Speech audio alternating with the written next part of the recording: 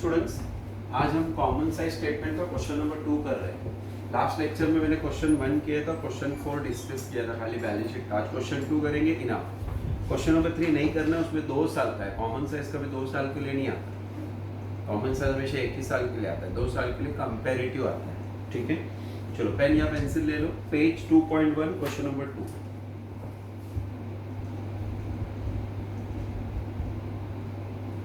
और एक बार आज के लेक्चर में मैं खाली फॉर्मेटिंग कंप्लीट कर दूंगा, परसेंटेज एक तो एक्सप्लेन कर दूंगा, परसेंटेज ढूंढने का काम आपका रहेगा। ठीक है, परसेंटेज अब आराम से बैठ के ढूंढ के ले लेना। पेज 2.1 पे क्वेश्चन नंबर 2 डिस्कस कर रहा हूँ। For the following financial statement of linker limited prepare a common size financial statement. Debit side में ओपनिंग स्टॉक है, परचेज है, क्रेडिट में सेल्स एंड क्लोजिंग स्टॉक है। Turn the page. Next page पे देखना, वेजेस है, फैक्ट्री ओवरहेड्स और gross profit है। याद करो, कल ही समझाया तुमको। जीपी ढूंढ के दिया रहता है ना, जीपी ढूंढ के दिया रहेगा ना किसी क्वेश्चन में, तो उसके पहले का कोई भी चीज टिक मार्क करने का नहीं, वो सब सीओजीएस में जाएगा। Cost of goods sold, goods बनाने का खर्चा है वो सब। फाइन, नीचे की चीजों को टिक मार्क करते हैं। एडमिनिस्ट्रेटिव एक्सपेंस को लिखो, ऑफिस एक्सपेंस होता है। सेलिंग एक्सपेंस को सेलिंग लिखो, डेप्रीसिएशन को office, interest on debenture, interest बोला है लेस होगा। नेट प्रॉफिट हमको भी उतना ही आना चाहिए। नीचे लिख रहे हैं प्रेफरेंस डिविडेंड, लिखो एप्रोप्रिएशन, कल के लेक्चर में भी था dividend, appropriation and provision for taxation. Taxation हमेशा लेस होता है। अब एक इंपॉर्टेंट चीज देखना, क्रेडिट साइड पे कभी भी बैलेंस ब्रॉट डाउन बोला रहेगा ना, देखो ये नेट प्रॉफिट 320 इधर ट्रांसफर हुआ, तो ये इधर से इधर आया, ये फिर कहां से आया सर? ये पिछले साल का बैलेंस ब्रॉट डाउन है, जिसको हम लास्ट ईयर बैलेंस बोलते हैं। तो जब भी इधर नीचे ना बैलेंस ब्रॉट डाउन बोला रहेगा, तो ये लास्ट ईयर बैलेंस, इसको लिखो ये लास्ट ईयर बैलेंस है। ये जो है ना बैलेंस ब्रॉट डाउन दिख रहा है, ये लास्ट ईयर बैलेंस है, लिख के रखो। ठीक है, नीचे बैलेंस शीट पे टिक मार्क करके देता हूं। लायबिलिटी से start, equity share, share capital, preference share, share capital, general reserve, reserves and surplus, profit and loss, reserves and surplus, provision for tax, current liability, balance sheet चल रहा है। Bills payable, current liability, bank overdraft, current liability and creditor भी current liability. हो गया, चलो assets में जा रहा हूं। Goodwill fixed assets, plant and machinery fixed assets, land and building भी fixed assets, land and building भी fixed assets, furniture fixed assets, stock current asset, bill receivable current asset, debtor current asset और bank भी current assets. चलो पूरा question discuss किया मैंने, अभी question को स्टार्ट करता हूँ, एक्सप्लेन कर रहा हूँ आराम से। पहले सॉल्व कर लेने तो 2 कॉलम बनाए, एक रुपीस का, एक परसेंटेज। जहाँ पे मेरा रेवेन्यू खत्म होगा वहीं से कंटिन्यू करूंगा बैलेंस शीट, क्योंकि एक ही क्वेश्चन है, पूरा क्वेश्चन दोनों प्रैक्टिस हो रहा है परसेंटेज के साथ ना। रेवेन्यू स्टेटमेंट हमेशा स्टार्ट नॉर्मली ग्रॉस सेल से करते थे, अभी नेट सेल, क्योंकि सेल रिटर्न है ही नहीं, क्वेश्चन में सेल रिटर्न नहीं है, तो नेट सेल 20 लाख बराबर, less cost of goods sold. Cost of goods sold मतलब गुड्स बनाने का खर्चा, उसमें ओपनिंग स्टॉक दिया है 4 लाख, देखो 4 lakh. Add purchase 12 lakh. Add wages, पहले वेजेस ढूंढो है क्या? हाँ है, एड वेजेस 2,50,000। ऐड होना चाहिए, कैरेज इनवर्ड नहीं है। ऐड फैक्ट्री एक्सपेंस है, फैक्ट्री ओवरहेड्स में तो एक्सपेंस होता है, ओवरहेड्स में तो एक्सपेंस होता है, याद रखना। ओवर कॉस्टिंग में एक्सपेंस को ओवरहेड्स होता है। 2,50,000। फिर add depreciation on plant and machinery नहीं है, तो less closing stock 6 lakh.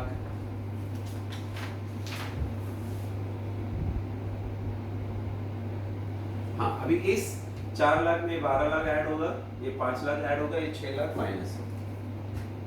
4 5 16 plus 5 minus 6 lakh, नहीं 4 lakh plus 12 lakh plus 5 lakh minus 6 lakh, तो ये आया 15 लाख। ये आपका कॉस्ट ऑफ गुड्स। इसको देखो मैंने ए का नाम दिया, इसको बी का नाम दिया। अभी ग्रॉस प्रॉफिट कैसे मिला, तो मैंने ब्रैकेट में लिखा ए माइनस बी 5 लाख। ये 15 लाख कैसे आया सर, ये सब प्लस हुआ, ये माइनस हुआ, ये 15 लाख, 20 में से 15 गया 5 लाख। ऐड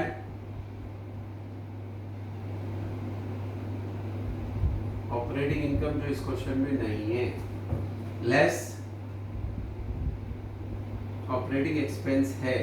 पहला आता है ए ऑफिस एंड एडमिनिस्ट्रेटिव, तो वहां पे देखना वर्ड एडमिनिस्ट्रेटिव करके है, मैं डायरेक्ट इसी के सामने लिख रहा हूँ 75,000। फिर है डेप्रीसिएशन 65,000।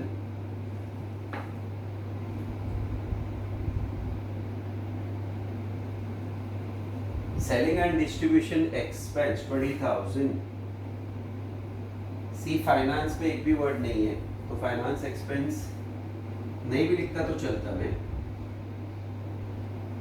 नहीं, इन सब का टोटल करता हूँ 75 प्लस 65 प्लस 20 1,16,000। ये आपका ऑपरेटिंग एक्सपेंस है। अभी इस 5 लाख में ऑपरेटिंग इनकम ऐड होगा, ऑपरेटिंग एक्सपेंस लेस होगा। 5 लाख माइनस 3,60,000 1,60,000, तो 3,40,000 आया ऑपरेटिंग नेट प्रॉफिट, लेकिन बिफोर इंटरेस्ट। ये क्वेश्चन में इंटरेस्ट है, देखो ना, डिवेंचर इंटरेस्ट करके है। कितना है सर, 20,000 माइनस करके बचेगा 3,20,000। इसको सेम नाम वापस दे रहा हूँ, ऑपरेटिंग नेट प्रॉफिट लेकिन आफ्टर इंटरेस्ट। अभी इधर कंटिन्यू कर रहा हूँ, वहां पे ऊपर कंटिन्यू कर रहा हूँ। इसमें ऐड होता है नॉन ऑपरेटिंग इनकम, जो ये क्वेश्चन में नहीं है, less non operating expense, I hope वो भी नहीं है, तो दोनों नील ने लिखा। देखो तो सेम फिगर वापस आएगा ना, 3,20,000 3,20,000 क्या नेट प्रॉफिट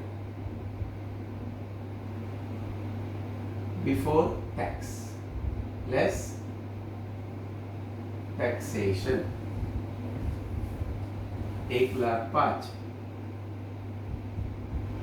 तो 2,15,000 is net profit after tax. Add last year balance जो कि दिया है, देखो ना, add last year balance 2 lakh. और लेस एप्रोप्रिएशन में वर्ड देखो, प्रपोज डिविडेंड, प्रपोज डिविडेंड, ये पूरा एक ही वर्ड है, डिविडेंड जगह नहीं इसलिए ऐसा लिखा है। कितना, 15,000। अभी इस 2,15 में ये 2 4,15 माइनस 15 4 लाख, तो इसको हम क्या बोलेंगे, रिटेन अर्निंग्स। यहाँ पे तुम्हारा रेवेन्यू का पार्ट खत्म। सिंपल है, आप फॉर्मेट बाहर नहीं कर रहे हो इसलिए आपको ये थोड़ा कंफ्यूजन लग रहा है। यहाँ से देखो मैंने हेडिंग डाला बैलेंस शीट, कौन सा, कॉमन साइज। देखिए ये बैलेंस शीट स्टार्ट हो रहा है, rupees percent, common size balance sheet, ठीक है। 1 बैलेंस शीट का 1 क्या होता है, सोर्स ऑफ फंड्स। पूरा हो जाने तो दोनों फिर मैं एक्सप्लेन भी करता हूं। एक शेयर होल्डर्स फंड, उसमें शेयर कैपिटल, शेयर कैपिटल का अमाउंट दिया है, 2 शेयर्स है क्वेश्चन में, तो मैं दोनों लिखता हूं। पहला इक्विटी बोला है 10 लाख,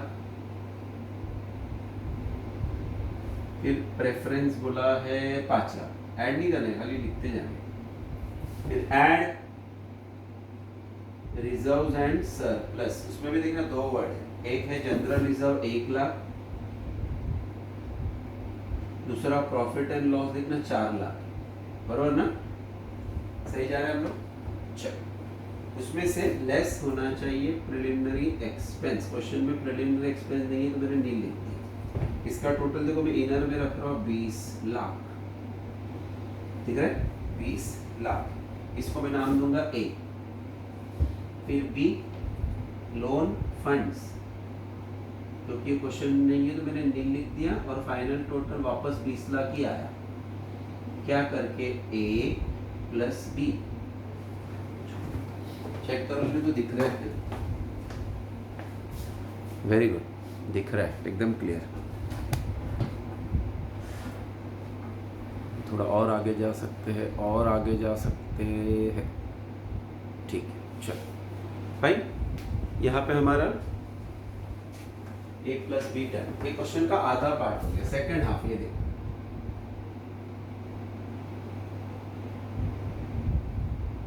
एप्लीकेशन ऑफ फंड, उसमें ए आया, फिक्स्ड एसेट्स। इस क्वेश्चन में मुझे 4 फिक्स्ड एसेट दिख रहे, goodwill 5 lakh,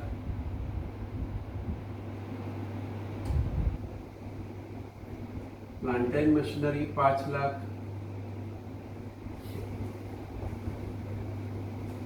land and building 8 lakh, and furniture दिख रहा है 1 लाख। इसका टोटल इनर में रख रहा हूं 19 लाख, क्या नाम से ए,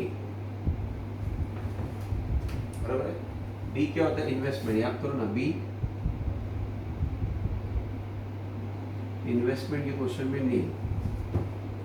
सी होता है working capital, start with current asset, 4 current asset है, स्टॉक, डेटर, बिल रिसीवेबल और बैंक। आगे पीछे मैंने लिख दिया वर्ड, लेकिन अमाउंट सही लिखता हूँ। स्टॉक 5 लाख,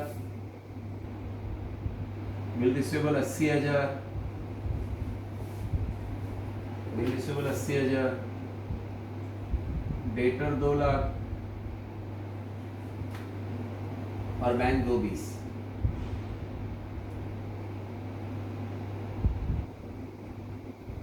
इसको टोटल को हम एक्स का नाम देंगे, 4 5 10 लाख, लेस करंट लायबिलिटी, उसमें भी 4 वर्ड है। प्रोविजन फॉर टैक्स है 1,05,000, bills payable 195 bills payable, bank OD 1 lakh, and creditor 5 lakh. ये चारों का टोटल 9 लाख आएगा, इसको हम क्या नाम देंगे, वाई, बराबर। फिर हम लिख देते C is equal to X minus Y, 10 में से 9 गया 1 लाख। अभी ध्यान से देखो, आपका सी आया 1 लाख, आपका बी है नील, आपका ए 19, 19 प्लस 0 प्लस 1 20 lakhs। क्या बोलेंगे, A plus B plus C, that's all, finish. अभी मुझे क्वेश्चन एक्सप्लेन करने दो, सिंपल है एकदम, पहले आपको 2 मिनट के लिए ध्यान देना है, ठीक है। Common size revenue statement, normally हम ग्रॉस सेल से चालू करते थे, ये क्वेश्चन में सेल्स रिटर्न नहीं है तो gross sale, sales net sale same ही आने वाला, इसलिए मैंने डायरेक्ट नेट सेल लिखा 20 lakh. Cost of goods sold में opening stock, purchase, wages, carriage नहीं था, फैक्ट्री एक्सपेंस, डेप्रिसिएशन नहीं था, क्लोजिंग स्टॉक किया, ये सबका टोटल है। खाली याद रखिए प्लस दिए माइनस के, ये 15 आया, 20 में से 15 गया 5 lakh, gross profit A minus B. Add operating income नहीं, ऑपरेटिंग इनकम में 3 वर्ड याद रखना, discount, commission, bad debts, receive.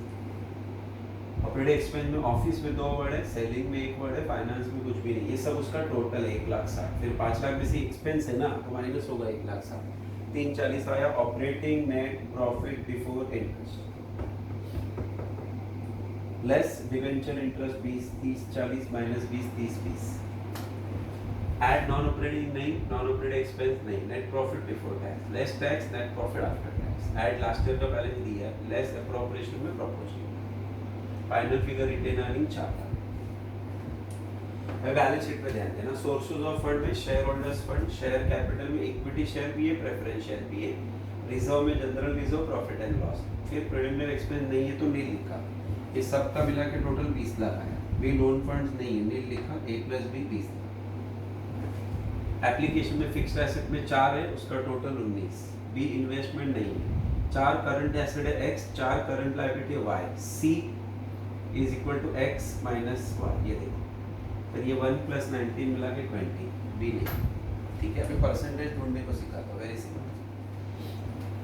Revenue में रूल है कि नेट सेल से सबको डिवाइड करने का, तो नेट सेल को पहले से 100 लेंगे, बैलेंस शीट में सबको ये टोटल से डिवाइड करते हैं, इसलिए टोटल को पहले से हम क्या लेंगे 100।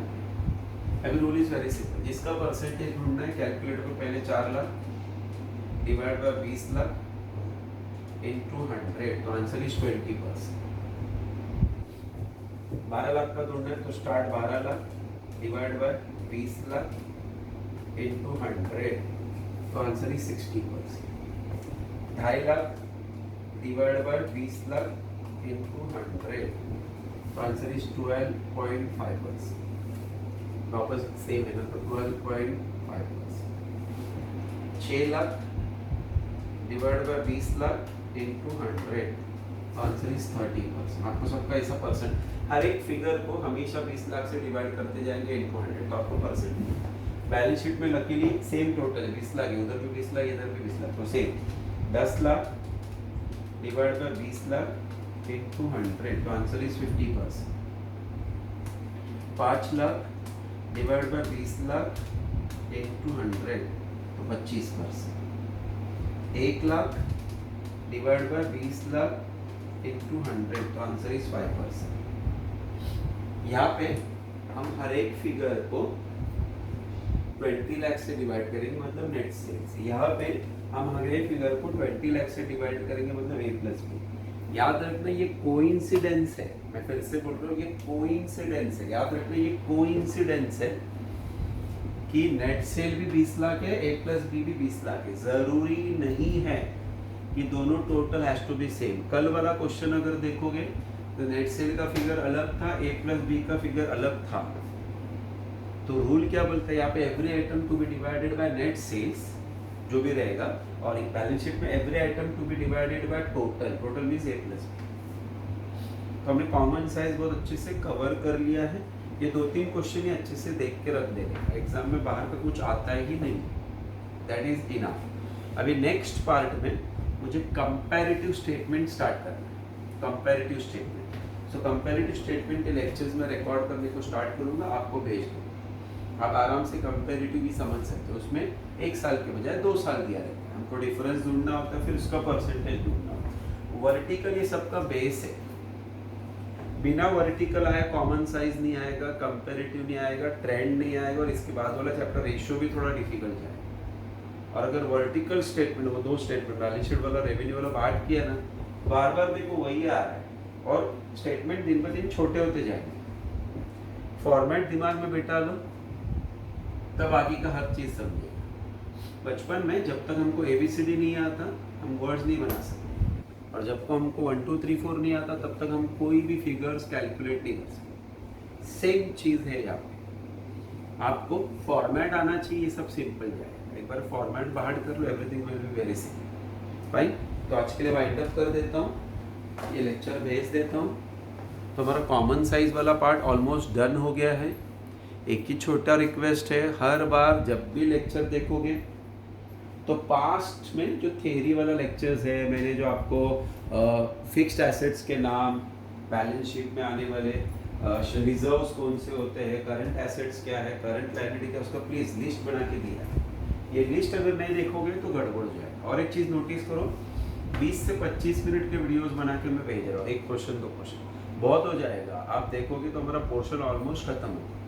मुझे जिस दिन लगेगा मैं रिकॉर्डेड लेक्चर 2 भेज दूंगा आपको, आप बोल दोगे ना सर मुझे ये चाहिए वो चाहिए, मेरे पास ऑलरेडी हर चीज़ रिकॉर्ड होते जा रहा है। तो simultaneously the day when you want anything extra, please inform us, so accordingly we will send you all the details. एक ही रिक्वेस्ट है, SR BCom के पॉइंट ऑफ व्यू से पढ़ाई मत करो, नॉलेज के पॉइंट ऑफ व्यू से पढ़ाई करो। ये चीज़ बहुत काम की है, आगे जाके कंपनीज में सब देखने मिलने वाला है एक्चुअल में। तो अगर हमको कल ये चीज़ नहीं आएगा ना, तो you will be of no use, मतलब ग्रेजुएशन करने का कोई मतलब ही नहीं बनता। और आप में से अगर कोई सच में आगे जाके फर्दर स्टडीज़ करना चाहता है, हायर स्टडीज़ इसको हम बोलते हैं आफ्टर ग्रेजुएशन, तब तो ये बहुत ही ज़्यादा इम्पोर्टेंट की चीज़ है। मैं personal request to you, please कुछ बोल रहा हूँ उसको सीरियसली ध्यान से याद रखो। Thank you.